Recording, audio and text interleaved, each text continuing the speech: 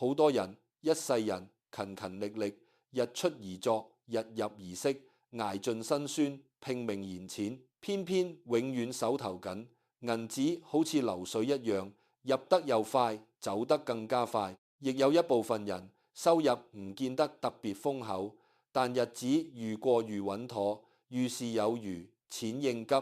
晚年唔使仰人鼻息。好多人將呢種差距簡單歸咎於命，歸咎於財運，話邊個天生財富充盈，邊個天生注定漏財。數十年來，我接觸過無數各行各業嘅朋友，細心觀察萬人得失，慢慢參透一層真相。所謂財運，一半係時勢機緣，另一半完全取決於你平時怎樣對待金錢，怎樣管理自身收支。運氣只可以令你一時得財，唯有恰當嘅錢財管理，先可以令你長久守財。唔識打理金錢，就算天降橫財，遲早亦會揮霍殆盡，最終依舊一無所有。世間絕大多數普通人最大嘅誤解就係以為理財係有錢人先需要研究嘅學問，口袋銀紙少嘅時候不必講究規劃，等到日後發達自然曉得安排收支。事實剛好相反，理財唔係富裕之後嘅裝飾，而係由貧入穩、由穩入安嘅必修課。一個人唔能夠管理細微嘅收入同支出，將來就算有大筆金錢到手，一樣無法駕馭，最後只會重複來得容易、去得更快嘅宿命。今日唔打算講太多玄之又玄嘅風水佈局、催財符咒，亦唔會推介各類投機取巧嘅致富捷徑，只想用最貼地、最寫實嘅角度同大家拆解錢財管理背後嘅人性規律、生活法則，由觀念、消費、儲蓄、借貸、投資、家庭、金錢相處、心性修煉，一層一層拆解，讓各位明白金錢從來唔係敵人，亦唔係萬能仙丹。你同金錢相處嘅模式，早就寫低咗下半生貧富安頓嘅結局。首先要釐清一個根本觀念，金錢究竟係什麼？好多人活到老都未認清金錢嘅本質，所以一生被金錢牽住鼻子走。金錢唔係目的，只係一種交換媒介，係你用自身時間、體力、智慧換返來嘅資源憑證。你每賺到一筆收入，本質上就係儲存咗一部分勞動價值，等到有需要嘅時候，再拿出呢份憑證，換取生活所需、醫療保障、家人安樂、個人自由。好多人錯，將金錢等同快樂，以為銀紙愈多，煩惱自然愈少，不惜犧牲健康、親情、良知去追逐財富。亦有另一種極端，輕視金錢作用，視談錢為庸俗，凡事揮霍無度，等到逆境來臨，舉目無緣，先至後悔從前未有做好準備。兩種心態同樣走向偏頗。古人講：君子愛財，取之有道，用之有道。有道係賺錢嘅底線，唔可以損人利己，唔可以投機欺詐。有道就係錢財管理嘅核心，懂得克制慾望，懂得區分需要同想要，唔令金錢支配自己嘅人生。命理上常講財星，財星代表物質機遇，但財能否為你所用，關鍵睇自身日主能否擔財。日主虛弱之人，突然獲得大筆金錢，往往招來是非、病痛、災厄。好多人無法理解背後緣由，其實放到現實生活解釋，就係個人修養、規劃能力、心性格局未能匹配突然到來嘅財富，自身缺乏管理金錢嘅定力，財富降臨之後即刻膨脹，大肆消費，輕信他人，盲目冒險，最後財散人休。換言之，所謂擔財唔單止係命理術語，更加係一種現實能力。你擁有幾多自律、幾多遠見、幾多風險意識，就能夠穩守幾多財富。好多人羨慕別人一朝致富，卻忽略觀察對方是否具備長期守財嘅頭腦。大家只看見果，不願意深究因，忽略一切財富能夠長久流傳，背後必然有一套穩定嘅金錢習慣支撐。談到錢財管理，第一道關卡永遠係消費觀念。人之所以存唔到錢，最大嘅漏洞從來唔係收入太低，而係支出毫無節制，任由慾望主宰消費決定。現今社會各式各樣營銷鋪天蓋地，不斷製造焦慮，製造攀比，令好多人分不清兩樣事物，一樣係生存必須，另一樣係慾望想要。需要嘅東西係維持正常生活、健康起居、工作運作不可缺少嘅開支，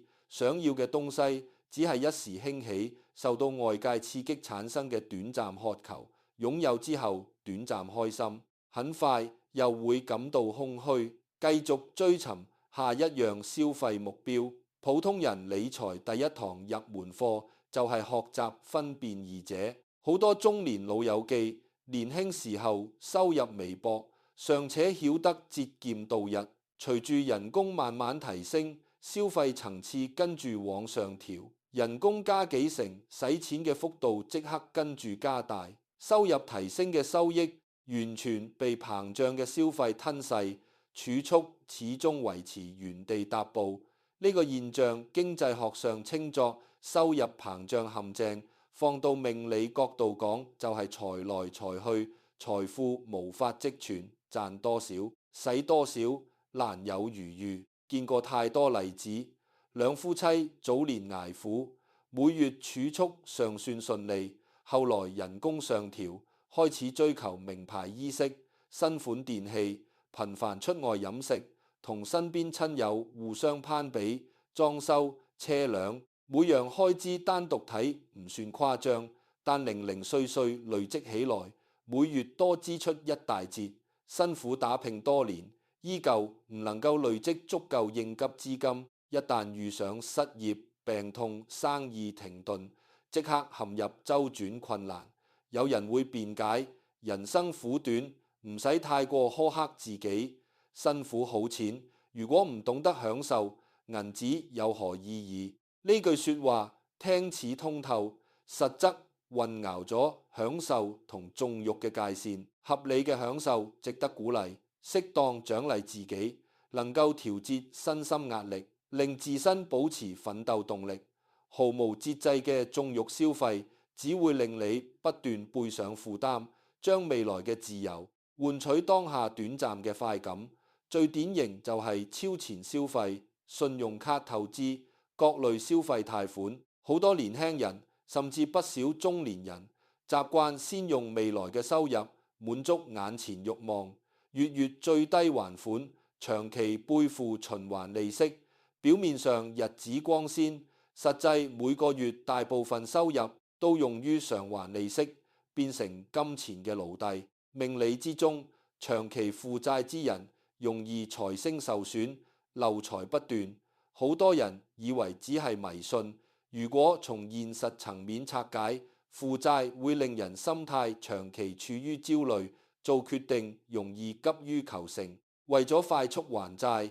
輕易被各類高風險項目吸引，形成惡性循環。愈欠愈多，愈急愈容易受騙。想要管好支出，首要養成記賬嘅習慣，唔好輕視記賬呢個簡單動作。好多人覺得麻煩，自以為清楚每一分銀紙使去邊，實際上大部分零碎消費不知不覺間流失。一杯奶茶、閒時零食、臨時街邊購物、人情零碎支出，單項金額細微，一年統計下來，數字往往令人震驚。記賬唔係要每一分錢都極端節省，唔係教大家變成鐵公雞唔肯花錢，核心作用係清晰睇見自身金錢流向，找出無意義嘅浪費，有針對性調整開支結構，堅持記賬3個月，絕大部分人都會驚訝發現，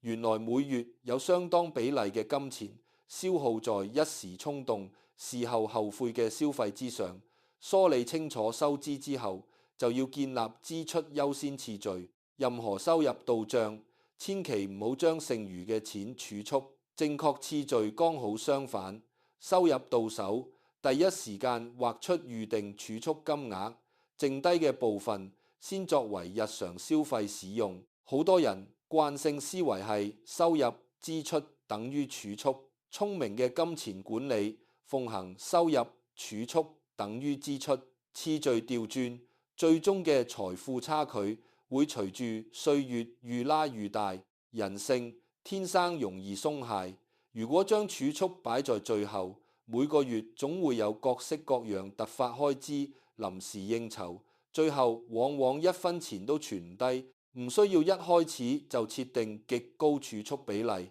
普通人可以由每月收入1成做起，養成習慣之後，隨住收入增長，逐步提升比例。唔好小看每月1成積累，加上時間嘅複利效應，10年、20年之後就會形成。好多人一世人勤勤力力，日出而作，日入而息，捱盡辛酸，拼命明錢，偏偏永遠手頭緊，銀紙好似流水一樣，入得又快，走得更加快。亦有一部分人收入唔見得特別豐厚，但日子愈過愈穩妥，遇事有餘，錢應急，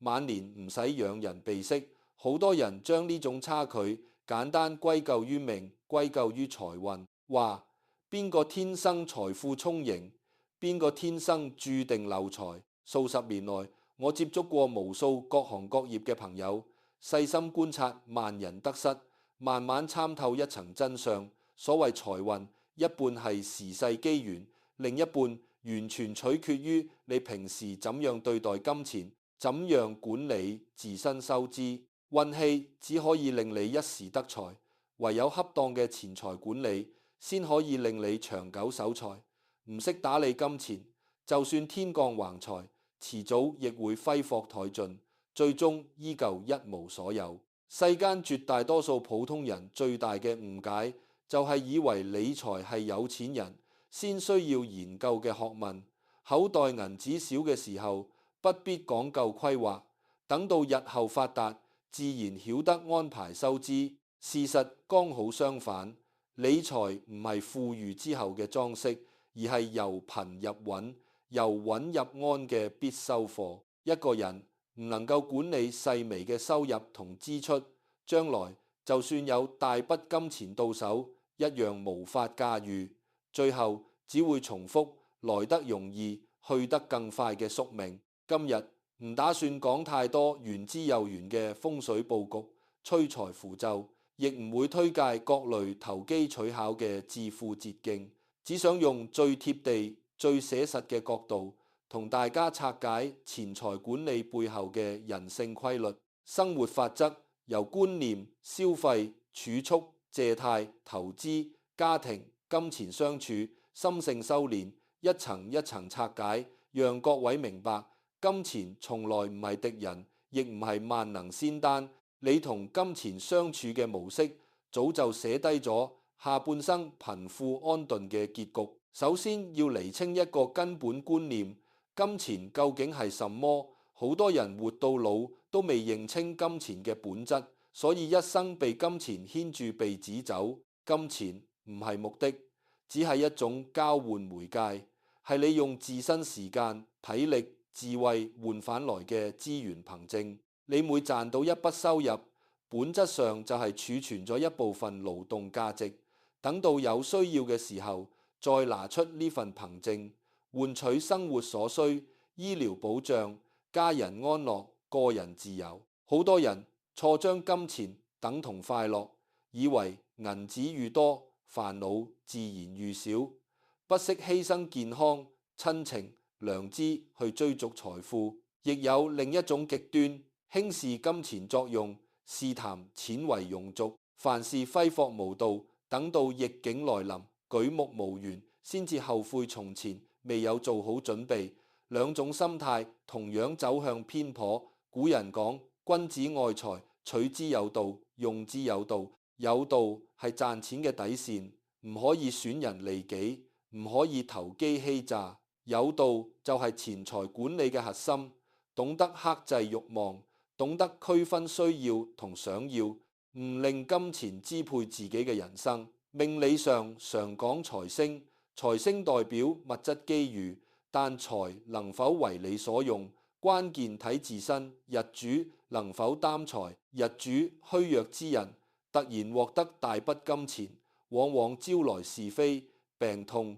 災厄。好多人無法理解背後緣由，其實放到現實生活解釋，就係個人修養、規劃能力、心性格局未能匹配突然到來嘅財富，自身缺乏管理金錢嘅定力，財富降臨之後即刻膨脹，大肆消費，輕信他人，盲目冒險，最後財散人休。換言之，所謂擔財唔單止係命理術語，更加係一種現實能力。你擁有幾多自律、幾多遠見、幾多風險意識，就能夠穩守幾多財富。好多人羨慕別人一朝致富，卻忽略觀察對方是否具備長期守財嘅頭腦。大家只看見果，不願意深究因，忽略一切財富能夠長久流傳，背後必然有一套穩定嘅金錢習慣支撐。談到錢財管理，第一道關卡永遠係消費觀念。人之所以存唔到錢，最大嘅漏洞從來唔係收入太低，而係支出毫無節制，任由慾望主宰消費決定。現今社會各式各樣營銷鋪天蓋地，不斷製造焦慮，製造攀比，令好多人分不清兩樣事物，一樣係生存必須，另一樣係慾望想要。需要嘅東西係維持正常生活、健康起居、工作運作不可缺少嘅開支。想要嘅東西只係一時興起，受到外界刺激產生嘅短暫渴求。擁有之後短暫開心，很快又會感到空虛，繼續追尋下一樣消費目標。普通人理財第一堂入門課就係學習分辨二者。好多中年老友記年輕時候收入微薄，尚且曉得節儉度日，隨住人工慢慢提升，消費層次跟住往上調，人工加幾成，使錢嘅幅度即刻跟住加大。收入提升嘅收益完全被膨脹嘅消費吞噬，儲蓄始終維持原地踏步。呢個現象經濟學上稱作收入膨脹陷阱，放到命理角度講，就係財來財去，財富無法積存，賺多少使多少難有餘裕。見過太多例子，兩夫妻早年捱苦，每月儲蓄尚算順利，後來人工上調，開始追求名牌衣飾、新款電器，頻繁出外飲食，同身邊親友互相攀比，裝修、車輛每樣開支單獨睇唔算誇張，但零零碎碎累積起來，每月多支出一大截。辛苦打拼多年，依舊唔能夠累積足夠應急資金，一旦遇上失業、病痛、生意停頓，即刻陷入周轉困難。有人會辯解，人生苦短，唔使太過苛刻自己，辛苦扣錢，如果唔懂得享受，銀紙有何意義？呢句說話聽似通透，實則混淆咗享受同縱慾嘅界線。合理嘅享受值得鼓勵，適當獎勵自己，能夠調節身心壓力，令自身保持奮鬥動力。毫無節制嘅縱慾消費，只會令你不斷背上負擔，將未來嘅自由換取當下短暫嘅快感。最典型就係超前消費、信用卡透支、各類消費貸款。好多年輕人甚至不少中年人習慣先用未來嘅收入滿足眼前慾望，月月最低還款，長期背負循環利息。表面上日子光鮮，實際每個月大部分收入都用於償還利息，變成金錢嘅奴隸。命理之中，長期負債之人容易財星受損，漏財不斷。好多人以為只係迷信，如果從現實層面拆解，負債會令人心態長期處於焦慮，做決定容易急於求成，為咗快速還債，輕易被各類高風險項目吸引，形成惡性循環。愈欠愈多，愈急愈容易受騙。想要管好支出，首要養成記賬嘅習慣，唔好輕視記賬呢個簡單動作。好多人覺得麻煩，自以為清楚每一分銀紙使去邊，實際上大部分零碎消費不知不覺間流失。一杯奶茶、閒時零食、臨時街邊購物、人情零碎支出，單項金額細微，一年統計下來，數字往往令人震驚。記賬唔係要每一分錢都極端節省，唔係教大家變成鐵公雞唔肯花錢。核心作用係清晰睇見自身金錢流向，找出無意義嘅浪費，有針對性調整開支結構。堅持記賬3個月，絕大部分人都會驚訝發現，原來每月有相當比例嘅金錢消耗在一時衝動、事後後悔嘅消費之上。梳理清楚收支之後，就要建立支出優先次序。任何收入到帳，千祈唔好將剩餘嘅錢儲蓄。正確次序剛好相反，收入到手，第一時間劃出預定儲蓄金額，剩低嘅部分先作為日常消費使用。好多人慣性思維係收入支出等於儲蓄，聰明嘅金錢管理奉行收入儲蓄等於支出，次序調轉，最終嘅財富差距會隨住歲月愈拉愈大。人性天生容易鬆懈，如果將儲蓄擺在最後，每個月總會有各式各樣突發開支、臨時應酬，最後往往一分錢都存唔低。唔需要一開始就設定極高儲蓄比例，普通人可以由每月收入1成做起。養成習慣之後，隨住收入增長，逐步提升比例。唔好小看每月1成積累，加上時間嘅複利效應，10年、20年之後就會形成一筆足夠抵禦風浪嘅底氣。講完消費，就自然要深入探討儲蓄嘅意義。好多現今流行嘅言論不斷貶低儲蓄，話單純存銀行只會被通貨膨脹慢慢蠶食，錢只會愈存愈貶值，應該大膽拿出資金投資，博取更高回報。呢番說話唔係完全錯，但絕對唔適合絕大多數普通人，更加唔適合底層積蓄尚未建立嘅朋友。儲蓄嘅首要價值唔係追求增值，而係建立人生安全墊。每一個普通人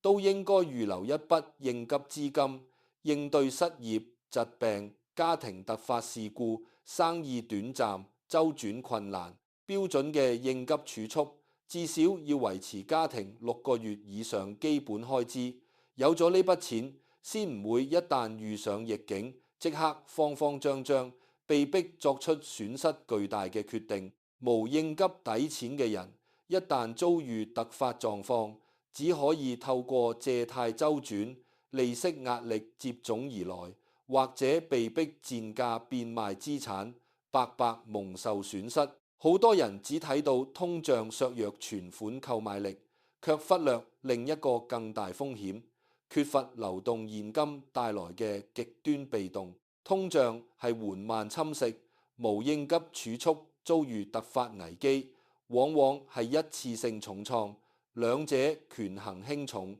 高下立見。當然，儲蓄亦唔主張走向另一個極端，過度吝嗇，對自己對合理需求百般苛刻，捨不得醫療檢查，捨不得自我進修，捨不得改善必要生活條件。過度儉省，犧牲健康同長遠發展，同肆意揮霍一樣，係另一種不懂管理金錢嘅表現。金錢係工具，目的係令生活安穩自在。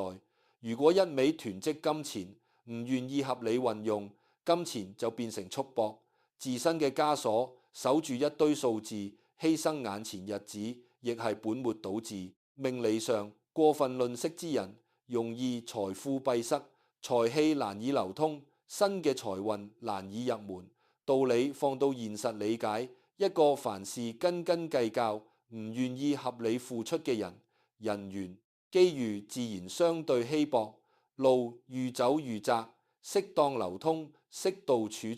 張弛有度，先係平衡之道。金錢管理其中一大難關係人情之間嘅金錢往來，亦即借貸。大半人辛苦積累嘅儲蓄，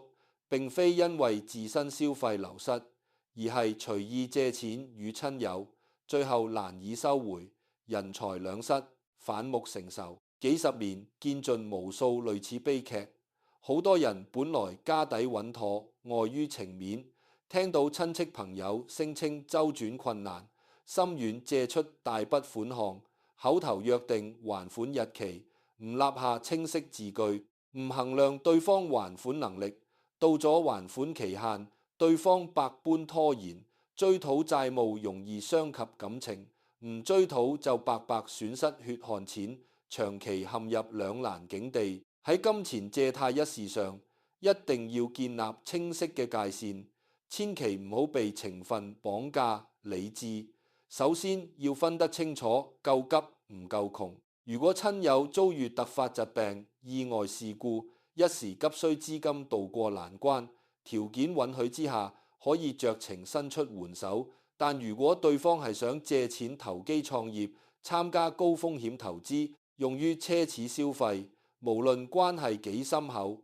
都要懂得婉拒。好多人唔明白，輕易借錢支持他人冒險，唔係善良，只係將自身積蓄拿去承擔別人嘅風險。一旦失敗，損失由你獨自承受。其次，任何金額較大嘅借貸，唔好單憑口頭承諾，必須立下清晰書面憑據，寫明金額、還款時間，雙方簽名。唔好覺得講明手續會顯得生疏失禮。真正懂得尊重你血汗錢嘅人，唔會抗拒規範化嘅流程。但凡一提到字據就面露不悅，覺得你不信任佢嘅人，本身就欠缺足夠責任感，更加唔適合借出金錢。仲有一條鐵律，千祈唔好借錢擔保。好多人礙於情誼，幫朋友親人做貸款擔保，以為只係簽個名，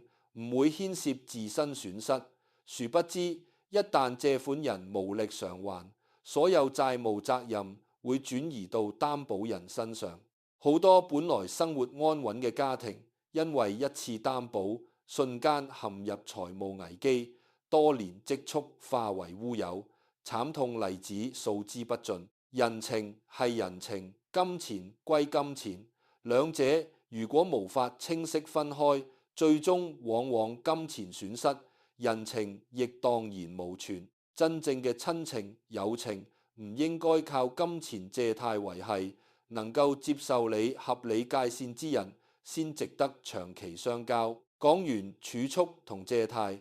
自然要談大家最關心嘅投資。好多人學習金錢管理，第一樣想接觸就係投資。幻想透過買股票、基金、物業各類項目快速增值，盡快實現財務自由。但我必須在此提醒各位普通人一條金科玉律：投資係建立穩固儲蓄之後嘅進階課，唔係初學者一上來就應該衝入嘅戰場。好多人本末倒置，尚未儲備足夠應急資金，手上只係少量閒錢，就急於入市，甚至借錢投資加槓桿博收益。呢種做法等同將自身生活底線拿去賭博，風險極之驚人。投資永遠第一守則，唔用急用錢投資，唔用借返來嘅金錢投資，永遠先考慮本金安全，其次先追求收益。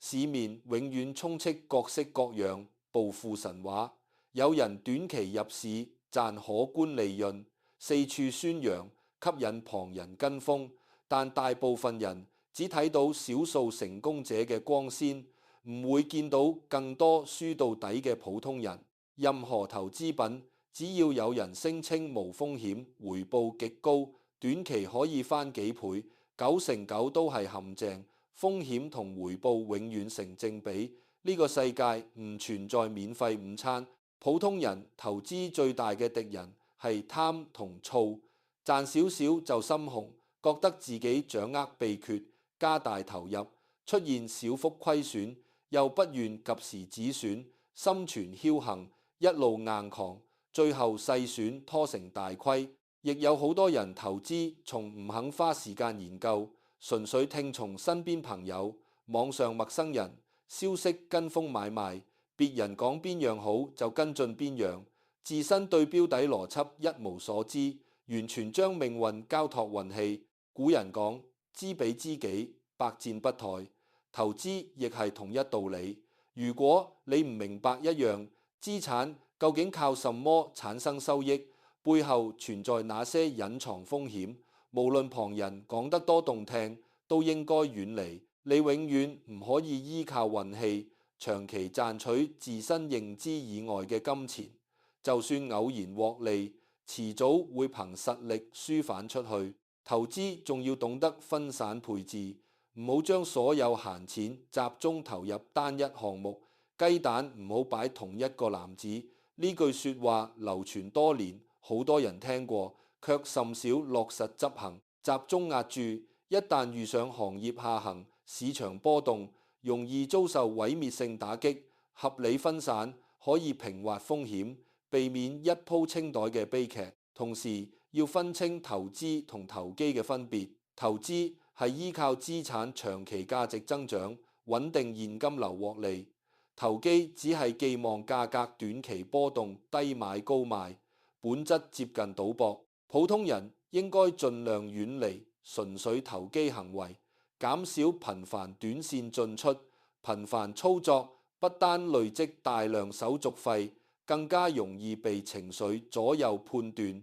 一時貪婪，一時恐懼，反覆做出錯誤決定。除咗個人收支、錢財管理，仲牽涉家庭層面、夫妻之間嘅金錢觀、消費習慣。如果差異巨大，又唔願意互相溝通調和，極容易成為長期爭執源頭。好多婚姻破裂，表面係感情問題，深挖根源，往往離不開金錢矛盾。一對伴侶，如果一個生性節儉，凡事深思熟慮，另一個揮霍無度，習慣衝動消費，又無法達成共識，日積月累，不斷滋生埋怨。所以步入婚姻之前，情侶之間適當交流金錢觀、消費習慣、儲蓄目標、對借貸投資嘅態度，其實極之必要。唔好覺得談金錢會損害浪漫，婚後每日面對柴米油鹽，金錢觀不合帶來嘅衝突，遲早浮上水面。已經組成家庭嘅夫婦，適合商討建立一套共通財務制度。至於採用各自獨立管理，部分共同開支統一撥款，抑或收入合併統一規劃，無絕對標準，適合兩個人相處模式就得。但一定要清晰幾樣共識：每月家庭硬性開支上限，每年儲蓄目標，多大金額支出需要雙方商量。哪些情況絕對唔可以隨意借錢，唔可以未經對方同意盲目投資。最忌諱一方獨自隱瞞重大債務，隱瞞大額投資，等到虧損爆發，另一方毫無準備，整個家庭承受突襲式打擊。好多男人覺得投資債務屬於自己嘅決定，唔需要同另一半商量，覺得小事一樁，一旦出事，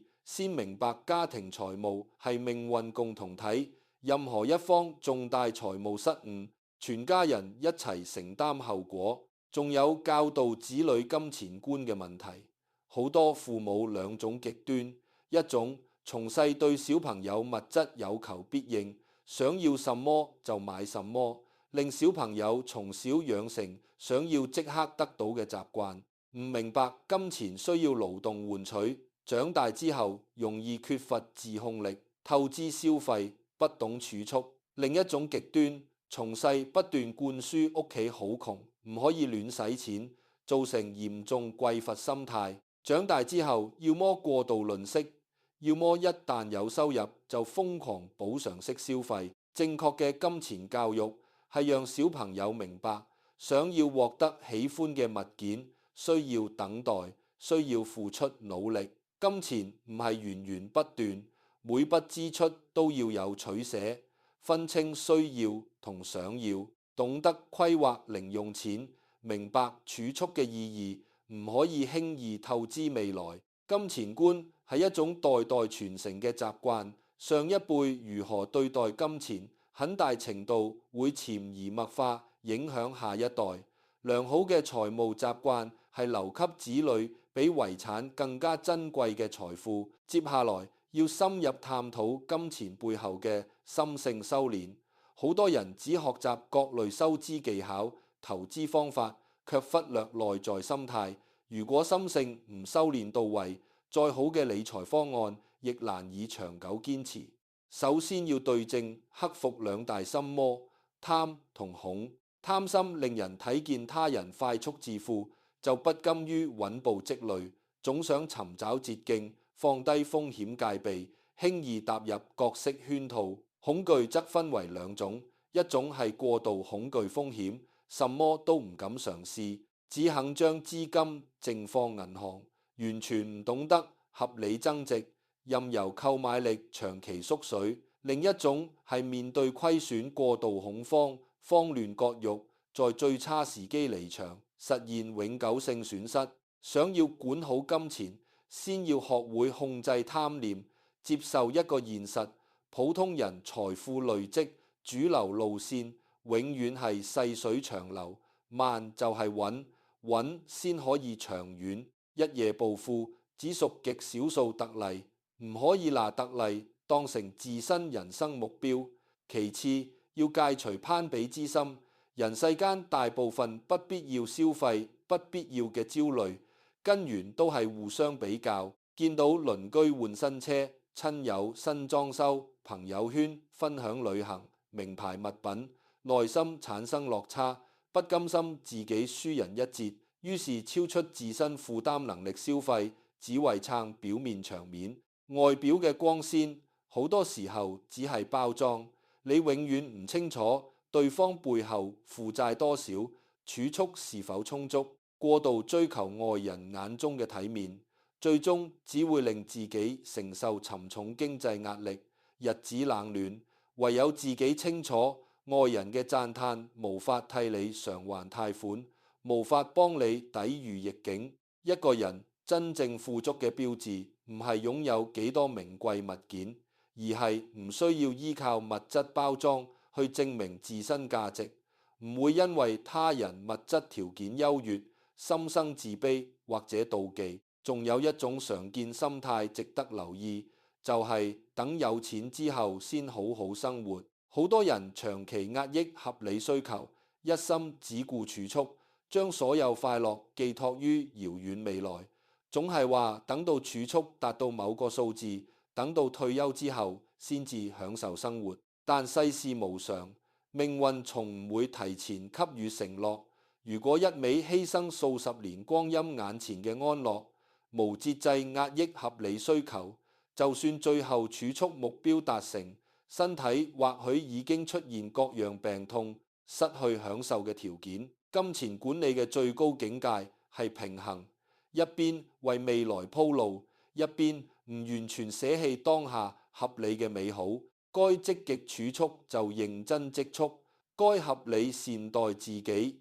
亦唔需要過分苛責，唔走向揮霍，亦唔走向苦行僧式嘅自虐。活在當下，亦籌劃將來，兩者唔應該對立。與之相對嘅另一種錯誤心態係及時行樂至上，認為明天發生什麼無人知曉，應該今朝有酒今朝醉，不必辛苦儲蓄。呢種活法看似瀟灑，實則將人生所有風險全部置之不理。歲月年輕時尚且有體力有機會彌補錯失，踏入中年之後體力下降，機會減少，一旦突發危機，毫無緩衝空間，晚年容易陷入窘迫。兩種極端心態之間尋找適合自己嘅中線，先係持久之道。在此亦想同大家拆解漏財背後多層原因。命理上講，有人天生財富破損，容易無端破耗。好多人聽完只會歸咎先天命局，消極認為無從改變。實際上，命局只係先天傾向，後天習慣、心念、行為可以大幅調整財運走向。所謂財富破，放到現實拆解，通常對應幾類行為：消費毫無規劃，輕易相信他人，隨意借錢，貪圖高收益，盲目投資，經常亂許諾花錢，容易因為情緒衝動消費，不珍惜自身勞動所得，隨意浪費。如果能夠逐一修正呢啲習慣，等同慢慢修補自身財富，減少不必要嘅流失。除此之外，心念亦會影響財氣走向。一個人習慣經常抱怨缺錢，怨嘆命苦，妒忌他人發財，為小錢斤斤計較，時常心存欺詐、佔小便宜嘅念頭，長期負面思維圍繞金錢，不知不覺間會吸引更多財務煩惱。唔好以為只係心理暗示，心念會影響行為。時常覺得自己永遠無法存到錢，潛意識之下就唔會堅持儲蓄計劃，習慣妒忌別人財富，容易心浮氣躁，急於求成，跌入各類投機圈套。反之，懂得感恩目前所有收入，尊重每一分血汗錢，不貪不詐，取財有道，消費有道，內心平和安定，更容易做出理性嘅金錢決定。古人常講，積善之家必有餘慶。善舉唔單止係救濟他人，亦包括待人誠信，不貪小利，信守金錢承諾，做生意唔欺騙顧客，合作唔虧待夥伴，借錢準時償還，唔貪不義之財，長遠會累積信譽。信譽本身就係無形財富，能夠帶來穩定機遇。反之，靠欺詐、投機、佔人便宜得來嘅金錢，就算短期到手，亦難長久守住，容易橫財橫去。好多人會問，普通人應該建立怎樣一套簡單、容易、長期執行嘅錢財管理流程？唔需要複雜公式，容易落實日常生活之中。在此歸納一套循序漸進嘅步驟，大家可以參考調整。第一步，完整梳理3個月所有收支，堅持記賬，清晰掌握金錢流向，分類列出硬性必要開支、彈性消費開支，找出無謂浪費。第二步，設定每月固定儲蓄比例，收入到賬優先轉出儲蓄金額，分開2個賬戶存放。一個係應急流動資金，只應對突發狀況，非必要唔動用；另一部分長期累積，後續條件成熟，再考慮低風險增值渠道。第三步，建立支出審核機制，凡屬大額非必要消費，唔好當下即刻決定，延遲48小時再做選擇。大部分衝動購物，經過2日冷靜之後，慾望會明顯消退。第四步，劃清借貸底線，定下自身可以承受借出金錢上限，超過限額一律婉拒，堅持救急不救，投機，唔做任何第三方貸款擔保。第五步，未儲備足夠6個月開支嘅應急錢之前，唔大規模投入高風險投資，只可運用極小比例閒錢嘗試，絕唔可以加槓桿。第六步，每年年底做一次全年財務復盤，檢查儲蓄目標是否達成，邊一部分開支超出預算，來年加以調整。同時審視各類資產狀況，過於集中嘅適當分散配置。第七步，定期學習基礎財務知識，唔好道聽途說。面對各類致富資訊，保持獨立思考。凡是收益異常吸引、規則模糊不清嘅項目，一律敬而遠之。呢7個步驟看似平淡，沒有任何促成致富奇招，但如果能夠持之以恆執行，10年光陰足以拉開巨大差距。大部分人失敗唔係因為唔知道方法，而係缺乏恆心。1-2個月堅持之後，覺得收效緩慢，懶惰鬆懈，重回從前毫無規劃嘅舊習慣。自律從來唔係一時衝動，而係日復一日微小習慣嘅累積。同時，亦要同大家分清財富嘅層次分為3級。第1級係生存財富，足夠解決溫飽，應對日常起居，唔會因為突發小病小痛陷入經濟危機。第2級係安穩財富，除基本生活之外，擁有持續增值嘅少量資產，每年有被動收益補貼生活。面對失業、短期收入中斷，仍然可以維持原有生活水準。第3級係自由財富，被動收入完全覆蓋全家所有開支，唔需要再依靠出售自身時間換取收入，可以自由選擇工作與生活方式。絕大部分普通人一輩子能夠踏穩第2層，已經屬於非常成功。唔好過度幻想，直接跳去第3層。目標設定過於遙不可及，容易因為短期無法達成而心灰意冷，甚至鋌而走險，追逐不切實際嘅暴富機會。腳踏實地，先穩固生存底線，慢慢向安穩層次邁進。一步一腳印反而最穩妥。唔好輕易同身邊人攀比財富層次。每個人起點唔一樣，際遇唔一樣，承擔嘅家庭責任唔一樣，唔可以單純以存款數字衡量成敗。有人年輕時候家庭負擔沉重，需要接濟長輩、扶持弟妹，儲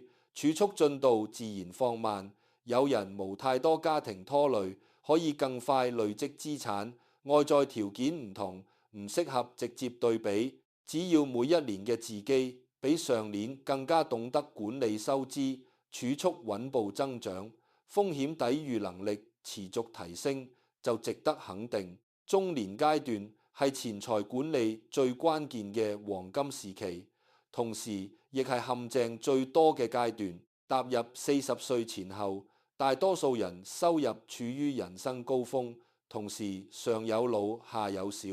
各項開支壓力接踵而來。好多人覺得正值黃金期，應該趁收入高嘅時候大舉投資，渴望趁機實現階層跨越，心雄膽大，容易忽視風險。中年之後最大嘅隱憂係再創造收入嘅時間窗口愈來愈窄。一旦重大投資失利，想要重新積累資本，難度遠超年輕時候。故此，中年理財應該逐步由進取轉向穩健，可以適度保留小部分資金，嘗試合理投資，但核心本金一定要嚴格守護，唔好孤注一擲。好多中年人一生勤奮，本來積累唔少家底，就係中年一次過度冒險，導致多年心血化為烏有，晚年陷入總壁，實在令人惋惜。除資產投資之外，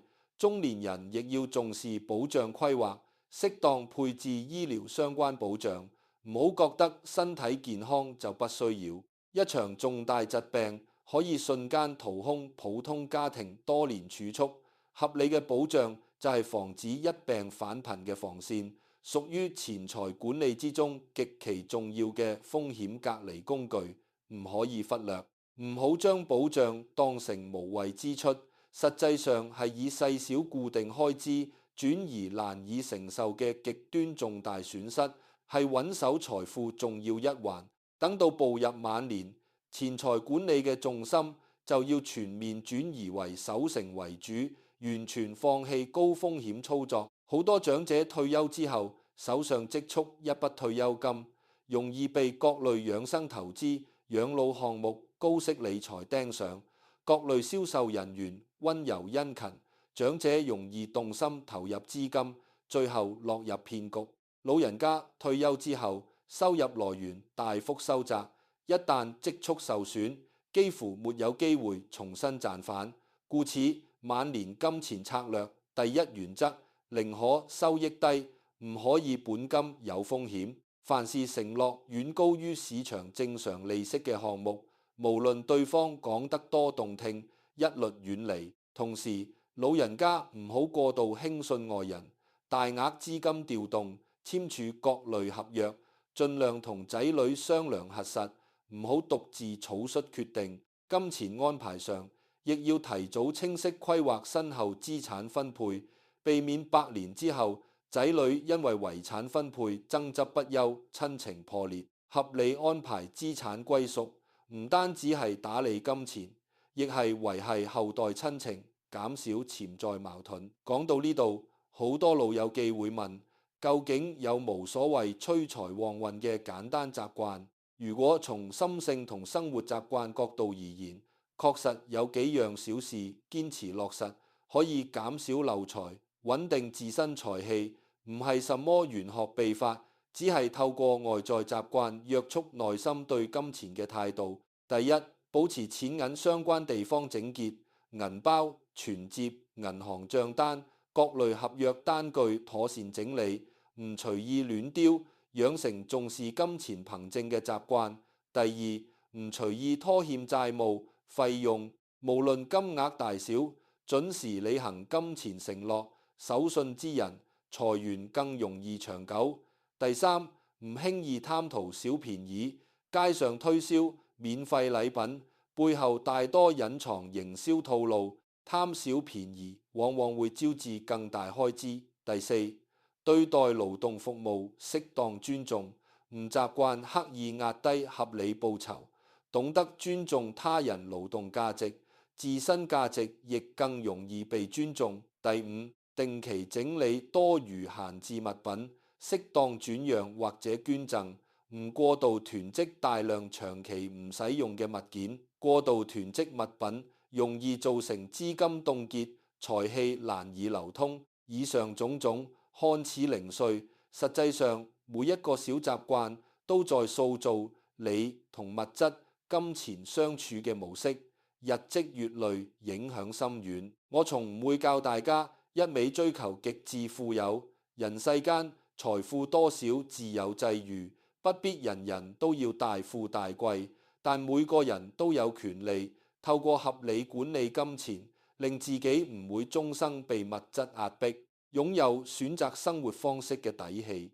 金錢最大嘅意義唔係用來攀比炫耀，而係獲得自由，唔會因為缺錢被迫忍受唔適合嘅工作，唔會因為經濟窘迫委屈自身尊嚴，家人遇上困難時有能力伸出援手，年老之後唔需要仰仗他人接濟，能夠達到呢種狀態，已經係金錢帶來最寶貴嘅禮物。太多人本末倒置，終生追逐無上限嘅財富數字，永遠覺得唔夠，得到之後又想要更多，一輩子被慾望驅使，永遠無法安享當下。縱使積累不少資產，內心依舊焦慮空虛。真正通透之人，懂得建立自身知足界線，清楚自己需要幾多物質先可以安穩生活。達到目標之後，唔再無底線追逐財富，騰出時間照料健康，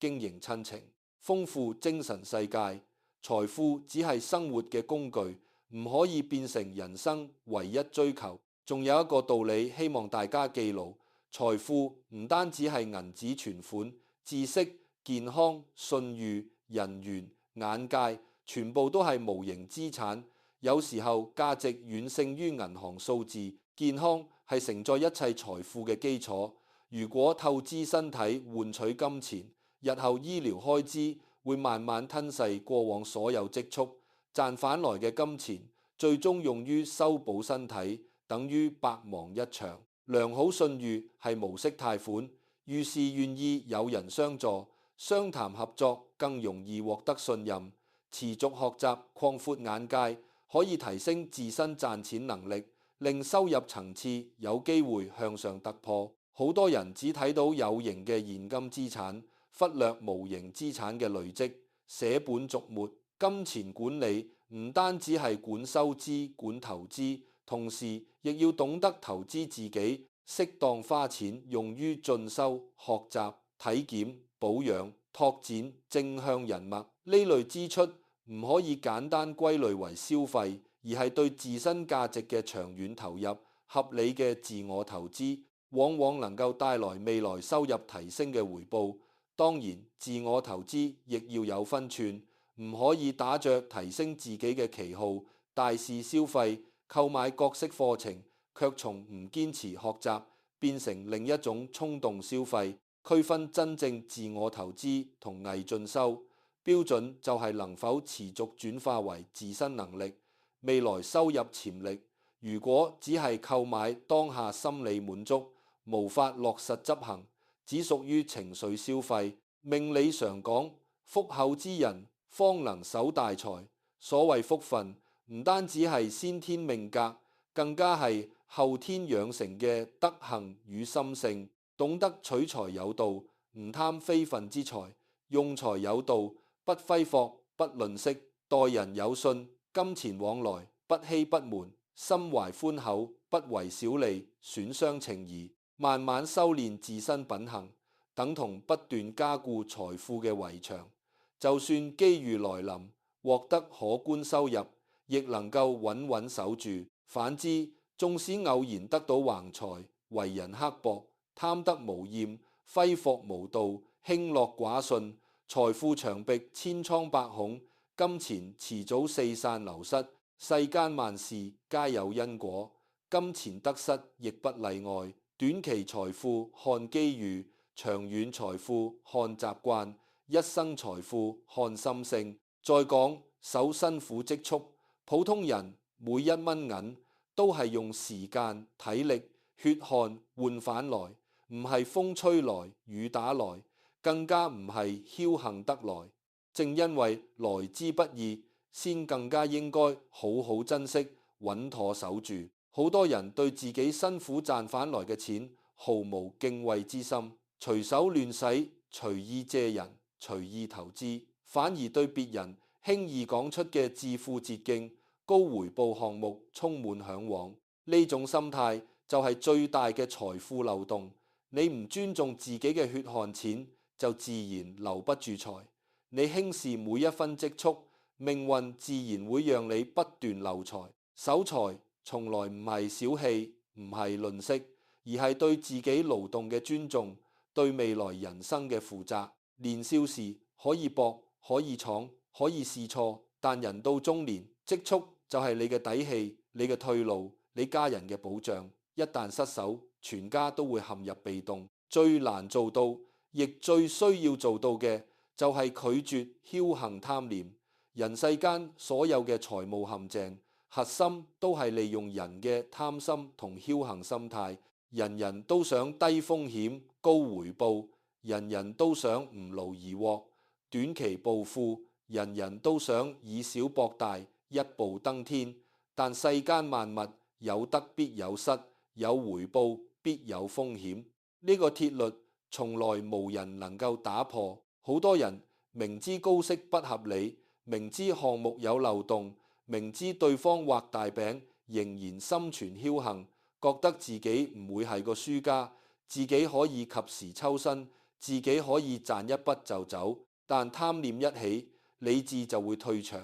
僥倖心態一旦生根，就會不斷放大。從小額嘗試到大額投入，最後深陷其中，無法自拔，多年積蓄一朝清零。我見過太多本來安穩度日嘅人，就係輸喺一個貪字，一個僥倖，辛苦半生積落嘅家底，一夜之間化為烏有，後悔莫及，卻為時已晚。除此之外，普通人守財仲要避開一個超級隱形陷阱。就係過度善良，不懂拒絕。好多人唔會亂消費，唔會亂投資，唔會亂投機，一生勤勤懇懇，節儉度日，但依舊存唔住錢。根源就係太過心軟，太顧情面，太容易相信人。親友開口借錢，唔好意思拒絕；熟人邀請合作，唔好意思推辭；旁人求助幫忙出資，唔好意思回絕。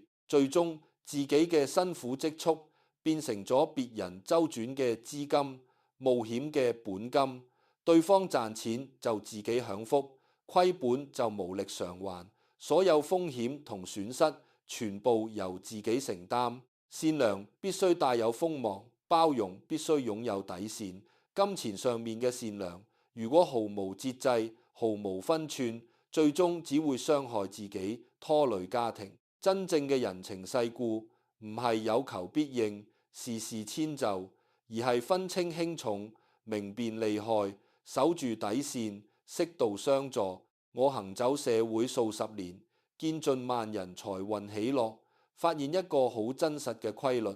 一個人嘅財運最終取決於三樣嘢。第一係賺錢嘅能力，第二係守錢嘅習慣，第三係用錢嘅智慧。賺錢能力決定你嘅財富上限，守錢習慣決定你嘅財富底線，用錢智慧決定你嘅人生福氣。好多人只追求提升賺錢能力，拼命贏錢，努力打拼，卻忽略守錢同用錢，最後永遠處於入不敷出、來來去去嘅循環之中。其實對普通人而言，守錢比使錢更重要。用錢比儲蓄更需要智慧。你可以慢慢使錢，但一定要穩穩守錢。你可以適度使錢，但一定要理智用錢。最後送大家一句貼地真言：財運唔係求返來嘅，係收返來嘅；積蓄唔係博返來嘅，係守返來嘅。好好敬畏每一分血汗錢，好好約束每一次衝動選擇。